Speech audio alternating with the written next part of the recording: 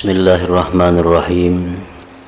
Alhamdulillahi rabbil alamin wa bihi nasta'in ala umurid dunya waddin. Wassalatu wassalam ala asyrafil anbiya'i wal mursalin sayyidina wa habibina Muhammadin wa ala alihi wa sahbihi ajma'in.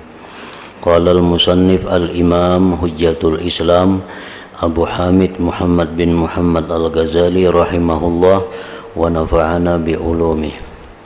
Al-aslur rabi fi bayani ma'nal husni wal jamal.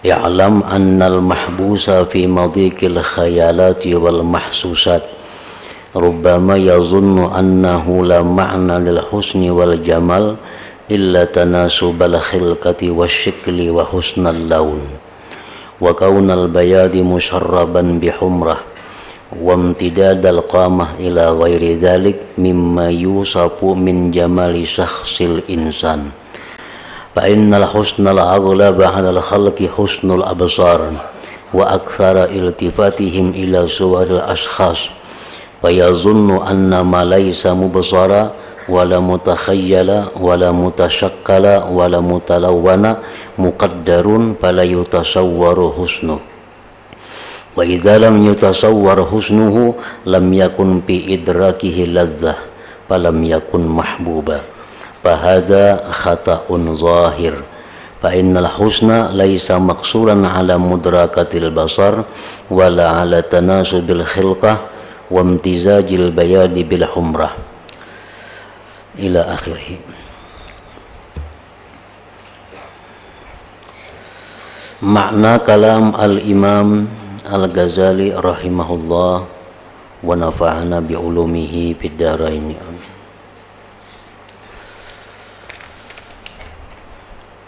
Asal pokok yang keempat pada menjelaskan arti baik dan elok.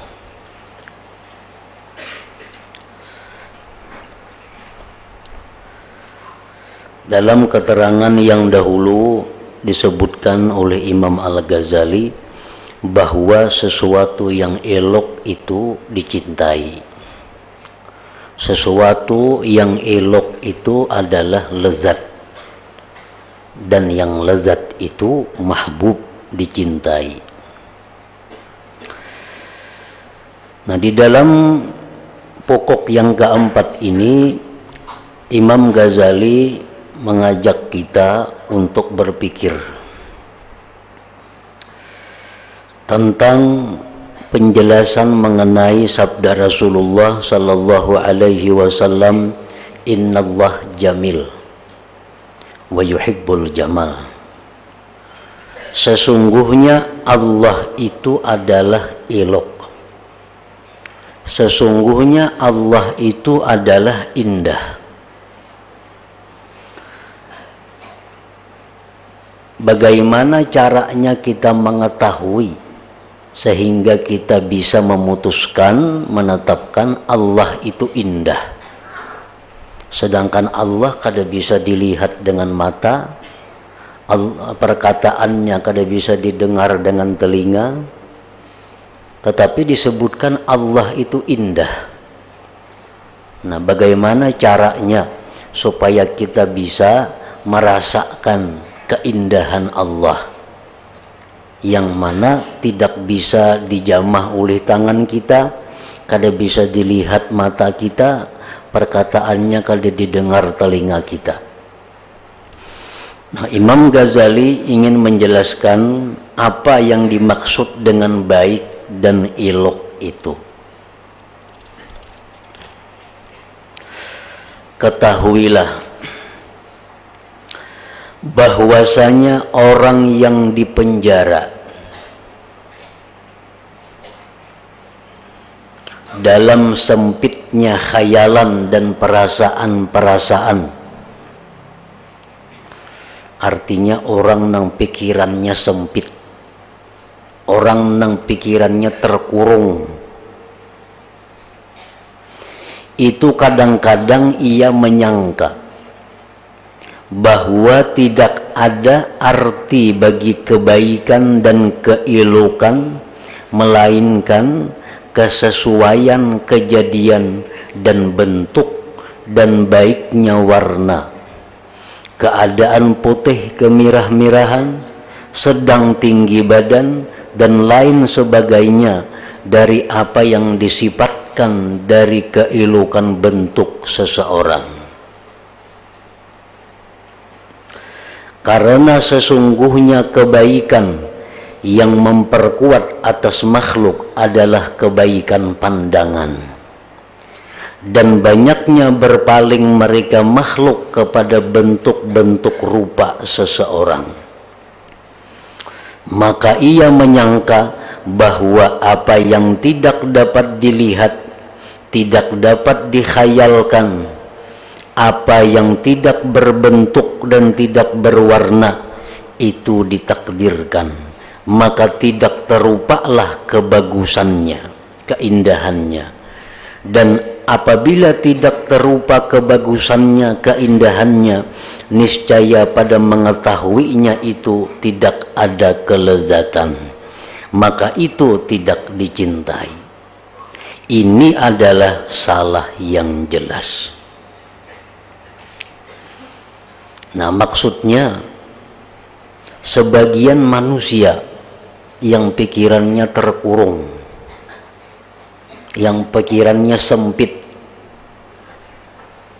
inya berpendapat bahwa sesuatu yang elok itu ujarnya adalah sesuatu yang bungas.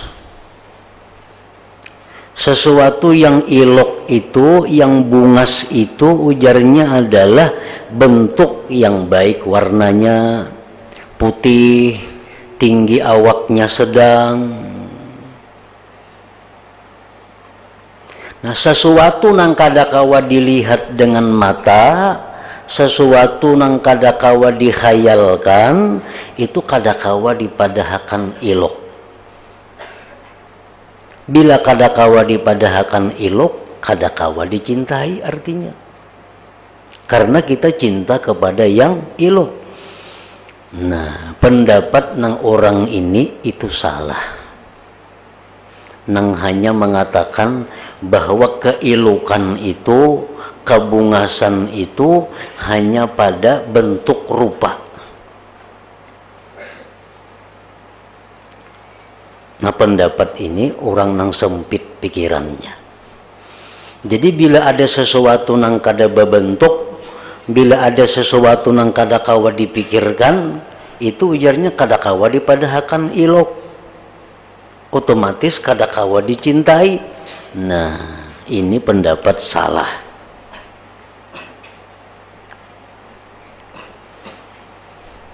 Jadi ini hanya terbatas ilok itu nang kawa dilihat. Bila kawa dilihat sesuai bentuknya, warnanya bagus, rupanya bungas, tingginya sedang, nah itu hanya dipadahakan ilok. Ini adalah salah yang jelas. Sebab kalau ini dipakai, kita kadakawa madahakan Allah ilok. Karena Allah kadakawa dilihat. Allah kadakawa ditakdirkan. Allah kadakawa dikhayalkan. Nah, amun pendapat orang ini kadakawa madahakan Tuhan itu ilok. Karena Tuhan kada berbentuk. Nah, makanya pendapat ini salah.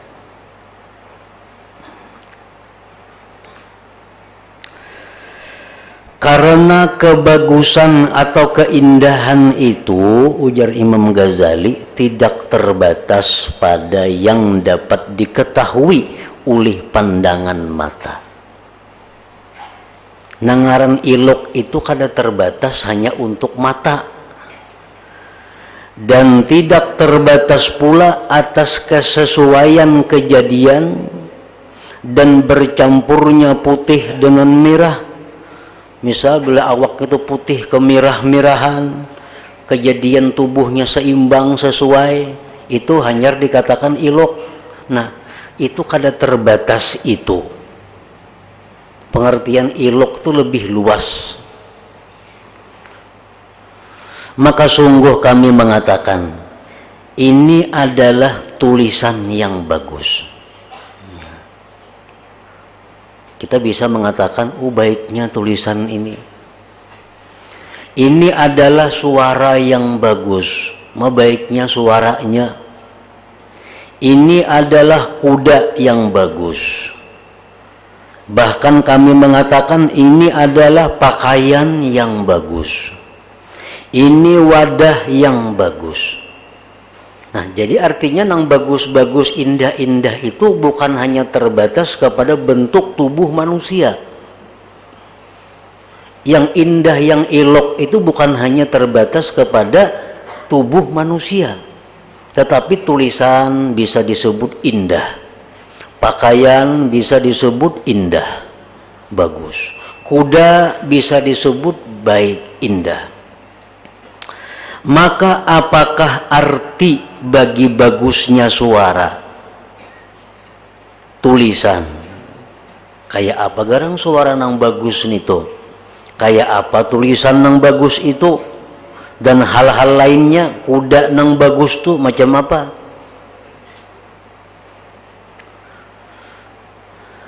Apabila tidak ada kebagusan kecuali pada rupa, amunnya bagus tuh hanya untuk rupa saja, dan telah maklum diketahui bahwa mata itu merasa lezat dengan memandang kepada tulisan yang bagus.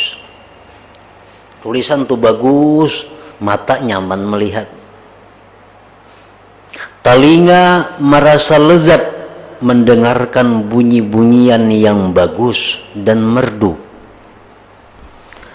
Dan tidak ada dari sesuatu dari hal-hal yang diketahui melainkan itu terbagi kepada bagus dan jahat atau kada bagus. Ada nang bagus, ada nang kada bagus, nang apa aja. Maka apakah arti bagus padanya hal-hal tersebut bersamaan? Apa artinya bagus kuda?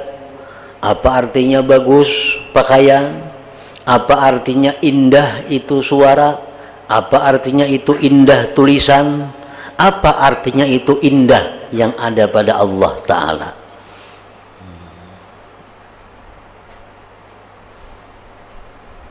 Maka tidak boleh tidak dari membahas tentang ini. Kita semuaan bisa membaca hadisnya, Innallah jamil, Allah itu elok. Kayak apa garang eloknya Tuhan itu? Maka kada kawa dilihat, suaranya kada kawa didengar, zatnya kada kawa diraba. Jadi kita selama ini hanya bisa menyambat bahwa Allah itu indah, Allah Ta'ala itu elok. Apa maksudnya Allah itu elok? Nah, maka tidak boleh tidak dari membahas tentang ini. Karena kita kada akan bisa mencintai Allah sebelum kita mengetahui keelokan Allah itu. Kada bisa kita cinta mungkin kita kada tahu itu elok kadanya. Mungkin kita kada tahu itu baik kadanya, kita kada kawa cinta. Nah, jadi selama kita kada tahu cinta, kita kada tahu elok, berarti kita belum kawa cinta kepada Allah. Maka ibadah-ibadah kita selama ini kada ada berdasarkan cinta. Nah, selama ibadah kita ini belum berdasarkan cinta, berarti ibadah kita masih di tingkatan yang bawah. Paling-paling kita beribadah karena mengharap surga, kita beribadah karena takutan neraka. Nah, itu tingkatan orang-orang umum. Yang hebat itu, yang tinggi ganjarannya, tinggi nilainya, orang beribadah kepada Allah karena cinta lawan Allah. Nah, kayak apa cinta lawan Allah? Mesti mengetahui dahulu keelokan Allah. Nah, kayak apa keelokan Tuhan? Nah, ini nang dibahas. Nah, ini nang dicari.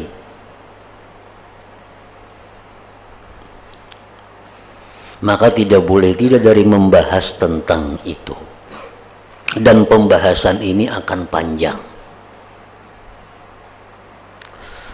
Dan tidak patut dalam ilmu muamalah memanjang-manjangkan pembahasan ini. Orang sembahyang 2 rakaat. Nang saikung sembahyang ini karena mengharap pahala. Dapat pahala. Yang saikung ini sembahyang karena ingin takutan lawan Allah. Dapat ganjaran. Yang satu ini sembahyang karena dia cinta kepada Allah. Nah, ini nang tinggi. Ini nang tinggi. Nilainya di sisi Allah. Karena orang nang beribadah karena cinta itu, maka ibadahnya kada akan merasa sulit. Ibadahnya itu kada akan merasa lapah. Bahkan senang. Nah, kayak apa senangnya hati kita berbakti kepada orang yang kita cintai. Kayak apa kita menerima perintah dari orang yang kita cintai, dengan senang hati kita melakukannya. Nah, ini yang dicari supaya ibadah kita ini dengan lapang, supaya ibadah kita ini jangan hendak lakas tuntung, supaya ibadah kita ini jangan hendak cepat selesai. Kenapa kita beribadah selalu hendak lakas tuntung? Karena ibadah kita kada berdasarkan cinta kepada Allah. Nah,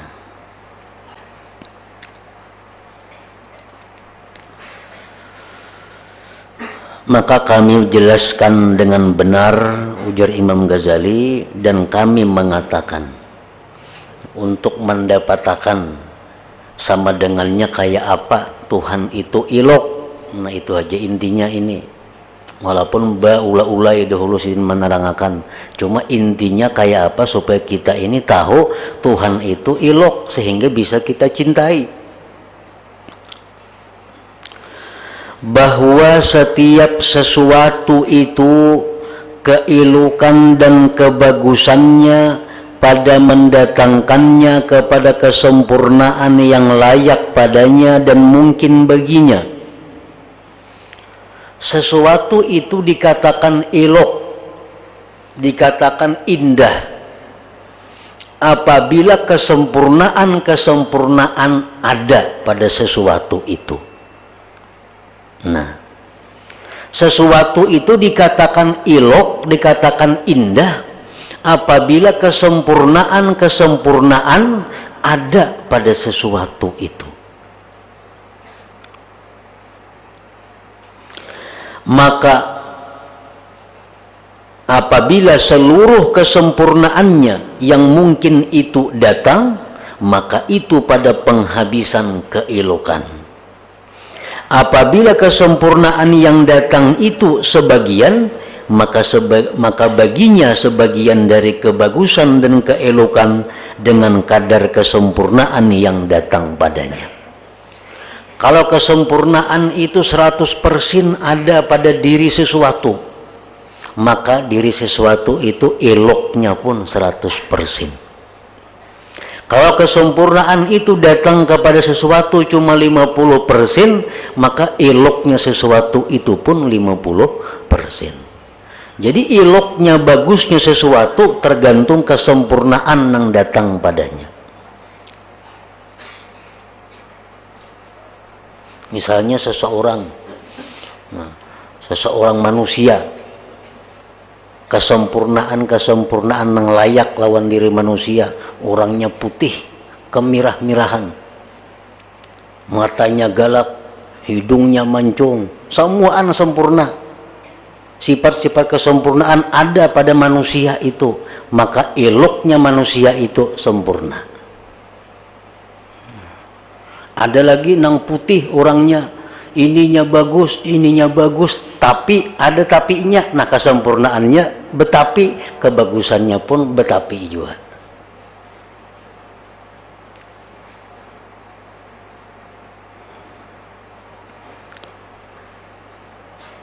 Nah, jadi Allah Subhanahu wa Ta'ala itu satu zat yang bersifat kesempurnaan. Apabila kesempurnaan itu seluruhnya ada pada Allah, maka Allah itu sempurna keindahannya, sempurna keelokannya. kuda yang bagus. Kuda yang bagus adalah kuda yang terkumpul padanya apa yang layak dengan kuda dari kelakuan, bentuk, warna, bagus larinya, mudah menyerang dan kembali lagi kepadanya. Nah, kuda itu dikatakan indah, kuda itu dikatakan bagus kalau sifat-sifat kesempurnaan untuk kuda cukup. Warnanya bagus kuda itu, larinya cepat, menyerangnya hebat, diaturnya mudah. Nah, maka kuda itu menjadi ilok, menjadi indah. Tulisan yang bagus adalah setiap tulisan yang terkumpul padanya apa yang layak dengan tulisan, dari kesesuaian huruf, keseimbangannya, lurus susunannya, dan bagus pengaturannya. Lalu tulisan itu menjadi indah. Namun tulisan beturun benaik kayak gunung, nah udah mau baik. Tulisan bahalus beganal, banu bemiring, banu barata, kada mau bagus. Dan bagi setiap sesuatu ada kesempurnaan yang layak baginya. Dan kadang-kadang layak dengan lainnya yang menjadi lawannya. Maka bagusnya segala sesuatu itu pada kesempurnaannya yang layak baginya. Maka manusia itu tidak bagus dengan sesuatu yang dapat menjadikan bagus pada kuda. Lain.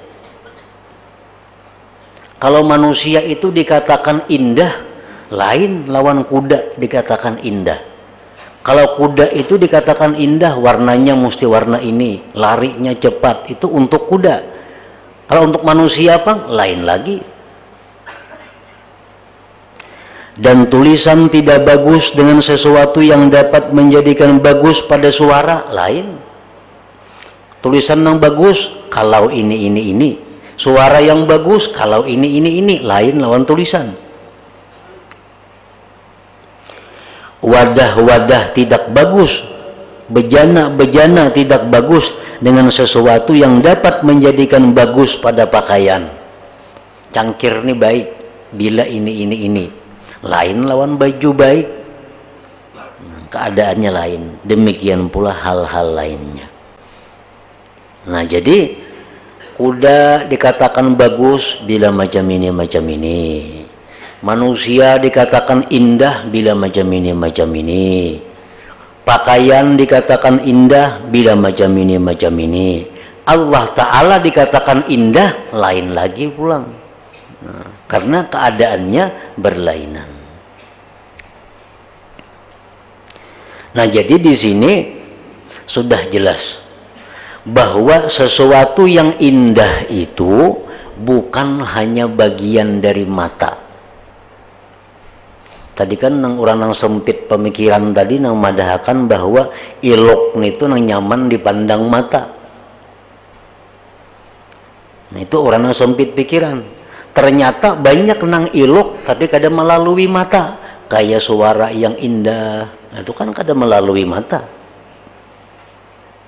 Kita ketuju cinta mendengar suaranya karena merdu, karena bagus. Lawan mata kan melihat suara itu kada lawan mata.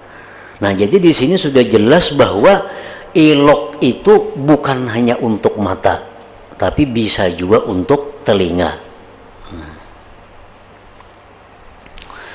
Nah, jika engkau berkata, hal-hal ini sekalipun tidak dapat diketahui seluruhnya dengan indera penglihatan seperti suara dan rasa makanan, maka sesungguhnya hal itu tidak terlepas dari diketahui oleh indera.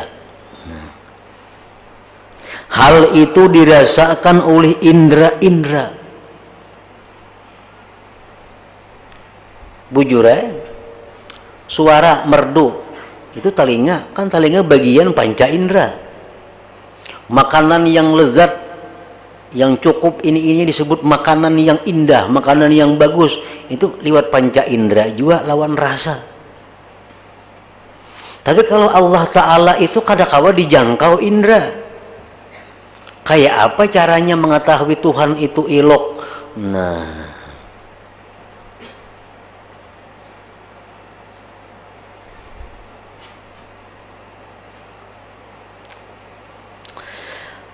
maka sesungguhnya hal itu tidak terlepas dari diketahui oleh indera. Hal itu dirasakan oleh indera-indera. Kebagusan dan keelokan itu tidak diingkari bagi yang diterima oleh indera-indera. Kita kadang mengingkari itu indah selama kawa diketahui lewat panca indera. Berhasilnya kelezatan tidak diingkari dengan diketahui kebagusannya. Yang demikian itu hanya diingkari pada yang tidak dapat diterima oleh indera. Nah, Allah Ta'ala ujarnya kadakawa diketahui lewat panca indera. Berarti kadakawa madahkan Tuhan tu ilok. Bila kadakawa madahkan Tuhan ilok, kita kadakawa mencintai Tuhan. Nah, ini pendapat orang yang sempit pemikirannya. Ini hanya mengatakan bahwa ilok itu kalau bisa dijangkau oleh panca indera. Bila kadakawa lewat panca indera, kadakawa mengatakan ilok. Nah, jadi ini sudah ada dua yang kita lalui. Pendapat yang sempit pertama, ini mengatakan bahwa ilok itu hanya lewat mata. Orangnya bungas, putih, tingginya sadang, ini lu indah. Kalau kada liwat mata, jarnya kada kawa dipadahkan ilok. Nah, diterangkan oleh Ghazali bahwa tulisan suara kan kada liwat mata, makanan yang lezat kada kawa liwat mata, tapi dipadahkan ilok, dipadahkan bagus, kalaunya sempurna. Nah, kalah sudah itu. Lalu pendapat sempit yang kedua, kalaunya itu masih lewat indera, makanan masih lewat indera, suara masih lewat indera, kita mengetahui baik kadanya. Kalau sesuatu itu kada diketahui lewat panca indera, kada kawa dikatakan ilok. Nah. Lalu ujar Imam Ghazali menjelaskan, ketahuilah bahwasanya kebagusan dan keelokan itu wujud pada selain yang diterima oleh indera. Nah, ujar Imam Ghazali, ilok itu, jamil itu, indah itu bisa diketahui kada liwat panca indera. Sesuatu itu dikatakan indah bisa kada liwat panca indera, kada liwat mata, telinga, macam-macam itu. Karena ujar Sidin dikatakan ini adalah akhlak yang baik. Akhlak orang itu elok. Ini ilmu yang baik. Itu adalah ilmu yang bagus. Orang tuh ilmunya bagus benar. Nah, orang tuh ilmunya ilok benar. Ini perjalanan hidup yang baik. Dan ini akhlak yang ilok. Dan hanya saja akhlak yang ilok yang dimaksudkan dengannya adalah ilmu, akal, ifah, keberanian, takwa, pemurah, muruah, dan sifat-sifat kebaikan yang lain. Bah, orang itu akalnya hebat benar. Nah, orang itu akalnya bagus benar. Di mana tahu kita akalnya bagus? Lawan mata kamu lihat akal itu. Lawan telinga kita mendengar akal. Lawan tangan kita meraba akal. Tapi seringkali kita mengatakan bahwa orang itu akalnya bagus. Nah, berarti ada sesuatu yang bagus kada liwat panca indera mengetahuinya.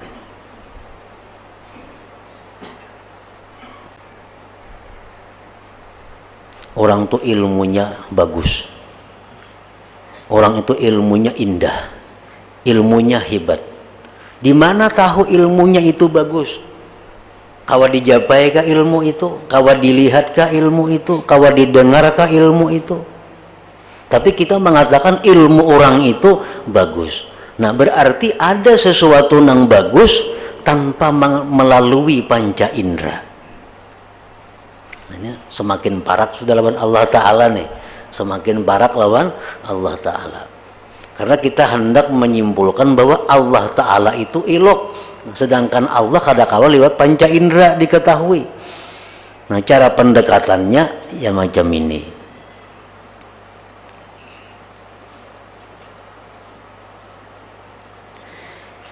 Sesuatu dari sifat-sifat tersebut, ilmu, akal, ifah, kehormatan artinya, tidak dapat diperdapati dengan panca indera.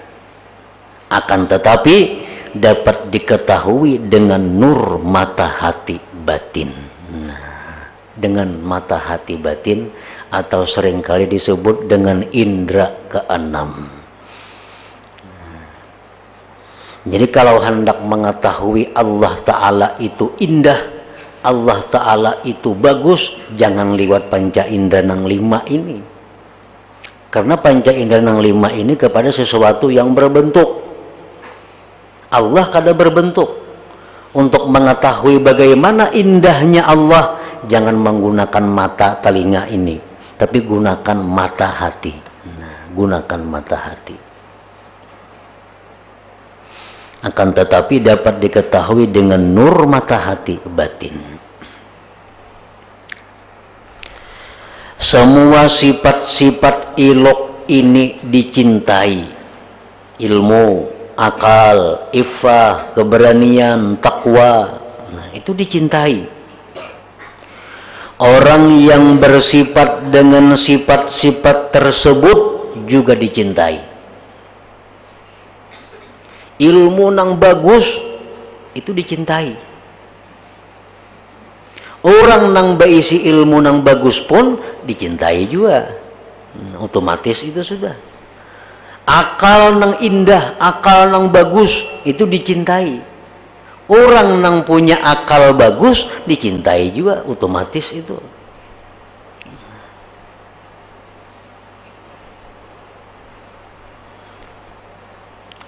Semua sifat-sifat elok ini dicintai. Orang yang bersifat dengan sifat tersebut juga dicintai. Dengan tabiat bagi orang yang mengetahui dan mengenal sifat-sifatnya. Itu sudah tabiat manusia. Tabiat manusia ini cinta dengan sesuatu keindahan.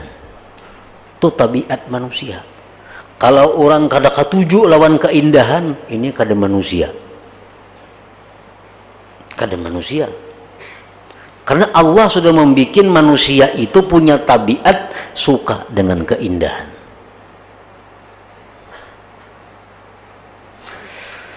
Tanda yang demikian dan sesungguhnya urusan memang seperti yang demikian. Bahwasanya tabiat-tabiat itu ditabiatkan atas mencintai para nabi salawatullah alaihim dan mencintai para sahabatnya radhiyallahu ta'ala anhum. Kita cinta lawan nabi, cinta lawan nabi, lawan sahabat-sahabatnya cinta, meskipun mereka tidak menyaksikannya. Soalnya kita melihat nabinya kada suah. Melihat Abu Bakar sualah kada biasa. Kenapa kita cinta lawan Nabi? Padahal kan semua lihat bentuk Nabi macam apa, jalannya macam apa, rupanya macam apa. Nabi itu kada pernah kita lihat. Tapi kenapa kita cinta lawan Nabi? Nah, kenapa kita cinta dengan Abu Bakar? Padahal kita kada pernah bertemu Abu Bakar. Nah, ini menunjukkan bahwa cinta itu bisa timbul kepada sesuatu yang tidak dilihat. Kepada sesuatu yang tidak dilihat. bahkan mencintai orang-orang yang mempunyai mazhab seperti Imam Syafi'i, Abu Hanifah, Malik dan lain-lainnya. Kita cinta Imam Syafi'i karena kita pengikut beliau. Sehingga sesungguhnya seseorang laki-laki kadang-kadang kecintaannya kepada pemilik mazhab itu melewati batas cinta. Yang demikian itu mendorong orang tersebut mengimpakkan seluruh hartanya untuk menolong mazhabnya dan membelanya. Dan ia pertaruhkan nyawanya pada memerangi orang yang mencela imam dan pengikutnya. Maka berapa banyak darah yang ditumpahkan pada menolong pemilik-pemilik mazhab. Maka semoga saya mengetahui, orang yang mencintai Imam Syafi'i misalnya, maka mengapa ia mencintainya? Nah, kita ini cinta lawan Imam Syafi'i. Karena apa kita cinta lawan Sidin itu? Padahal ia tidak menyaksikan sama sekali rupanya. Padahal kita kada tahu rupa Syafi'i itu macam apa. Dan jikalau ia menyaksikannya, andai kata kita melihat Imam Syafi'i, barangkali ia tidak memandang bagus rupanya. Andai kata kita mencintai Nabi itu, bertemuan lawan Nabi, itu kita kadang mencintai karena kebungasannya. Maka pandangan bagusnya yang mendorong ia berlebih-lebihan mencintainya Imam Syafi'i adalah karena rupanya yang batin. Kita cinta kepada Imam Syafi'i bukan karena bungasnya, bukan karena putihnya Sidin, bukan. Tapi kita cinta Imam Syafi'i karena ada keindahan-keindahan rupa pada batin Sidin. Bukan karena rupanya yang zahir. Rupanya yang telah bertukar dengan tanah bersama tanah. Dan hanya saja ia mencintainya karena sifat-sifatnya yang batin dari agama. Takwanya Imam Syafi'i, banyaknya ilmu, baiknya ilmu beliau, menguasai dengan ilmu-ilmu agama, bangkit untuk memberi faedah ilmu syariat, dan karena menyebarkannya kebaikan-kebaikan ini di dunia. Perkara-perkara ini semua adalah elok, indah, yang tidak dapat diketahui keelokannya kecuali dengan nurul basirah, dengan mata hati. Adapun indera yang 5 ini maka tidak mampu mengetahuinya. Nah, ini satu bukti bahwa keelokan itu, keindahan itu bisa ditetapkan kepada sesuatu nang kada kita lihat, nang kada kita dengar, nang kada kita raba. Contohnya apa? Kita mencintai para nabi, kita mencintai para sahabat, kita mencintai Imam Syafi'i. Kita cinta bukan karena ketampanan mereka, kada. Kita cinta bukan karena gagah perkasa mereka, kada. Tapi kita cinta mereka itu karena mereka punya agama yang kuat, karena mereka punya ilmu yang banyak, mereka punya akal yang bagus, mereka punya takwa yang sempurna. Nah, takwa, akal, ilmu itu kawa dilihat lawan mata, kada kawa. Lawan panca indera kada kawa. Tetapi hanya dengan mata hati. Nah, dengan mata hati. Nah, demikian juga halnya kalau kita kaina menetapkan Allah Ta'ala itu indah. Demikian halnya kita menetapkan Allah itu indah. Bukan Allah Ta'ala itu berbentuk indahnya, kada. Tapi sifat-sifat keindahan Tuhan itu yang bisa dilihat, dirasa oleh mata hati kita. Itu yang menyebabkan kita memutuskan bahwa Allah itu indah. Yang akhirnya kita bisa mencintai Allah Subhanahu wa Ta'ala. Nah, demikian pula orang yang mencintai Abu Bakar Siddiq radhiyallahu anhu. Nah, ke situ dulu.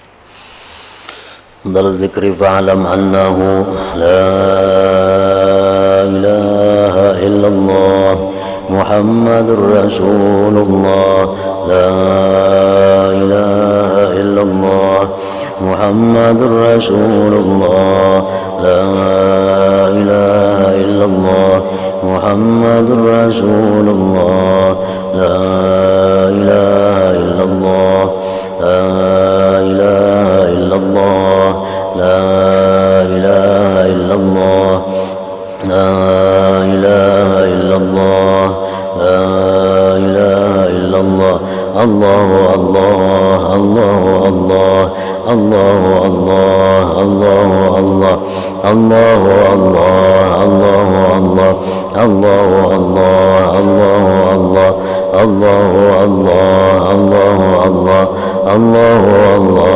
Allahu Allah La ilaha illallah Muhammadur Rasulullah La ilaha illallah Muhammadur Rasulullah La ilaha illallah Muhammadur Rasulullah La ilaha illallah Al-Fatihah.